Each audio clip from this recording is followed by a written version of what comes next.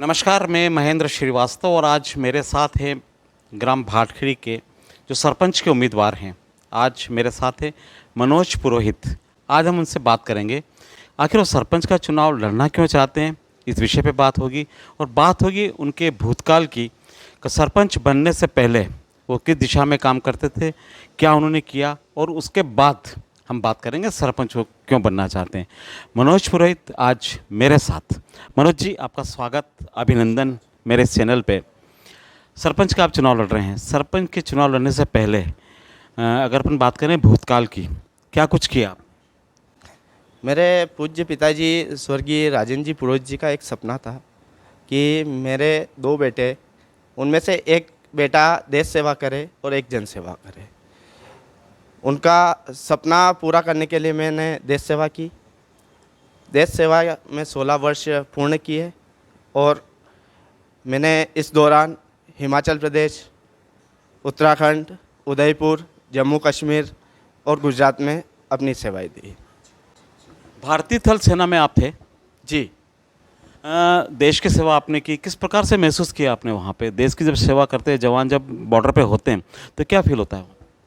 Border पे जब रहते हैं तो हम सब परिवार से दूर रहते हैं और वहाँ हर स्टेट का व्यक्ति वहाँ रहता है, तो हर व्यक्ति से कुछ ना कुछ सीखने को मिलता है।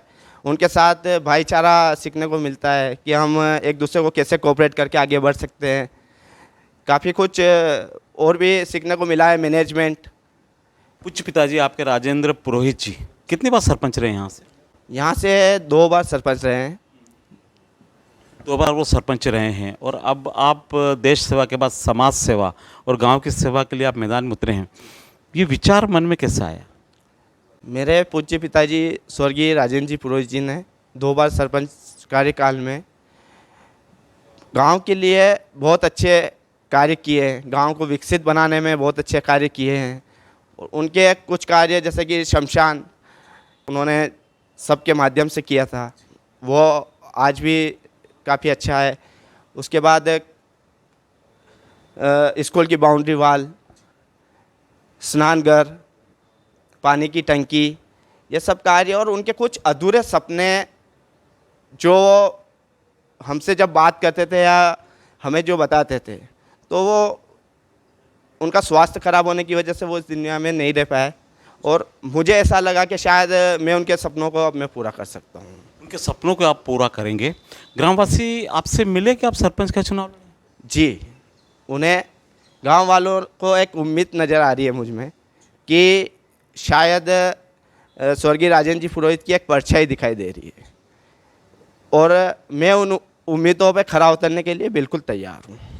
सरपंच का चुनाव आप लड़ रहे हैं। कितने उम्मीदवार इस बार मैदान में हैं? इस बार मैदान में 10 उम्मीदवार हैं। 10 उम्मीदवार मैदान में हैं। आपको क्या चुनाव चिन्ह मिला? ताला चाबी चुनाव चिन्ह है और 5 नंबर पर है। जी, गांव की बहुत सी समस्या है, जैसे कि गांव वालों ने मुझे बताया, मैं मिला भी हूँ उनसे।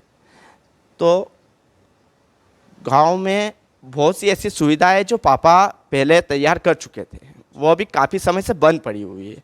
उन व्यवस्थाओं को चालू कर सकते हैं हम सुचारू रूप से। जो नाले में कीचड़ गंदगी पड़ी हुई है, उन्हें हम साफ कर सकते हैं। हम एक स्वच्छता मिशन की ओर बढ़ सकते हैं।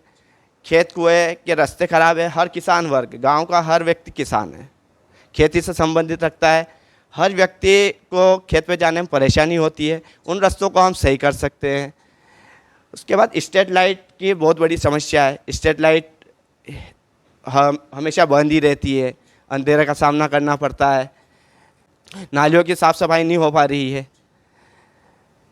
तो मेरा एक और भी मेरा कुछ विजन है और मेरा एक सबसे मेन जो है कि पापा जो शमशान का जो कार्य करके गए थे, वो एक जो छाप छोड़ के गए हैं इस भाटखेड़ी के लिए। और मेरा भी एक ऐसा ही है कि अगर जनता ने मुझे चुना और मुझे कार्य करने का मौका दिया, तो मैं भी एक ऐसी छाप छोड़ के जाऊँ वहाँ, जो कि भाटखेड़ी के इतिहास में कायम। चलिए मनोज जी, आप चुनाव लड़ रहे हैं, हमारी शुभकामनाएं आपके साथ है। अगली बार फिर हम आपसे मिलेंगे। हम जनता से भी पूछेंगे, गांव वालों से, आपकी उम्मीदवारी को लेकर। आप जो सपना आपने संजोया, जो आपके पिताजी ने इस क्षेत्र में काम किया सरपंच के कार्यकाल में, उन सपनों को आप पूरा करेंगे। अगली बार फिर मैं आपसे मेरी मुलाकात होगी। बहुत बहुत धन्यवाद सर।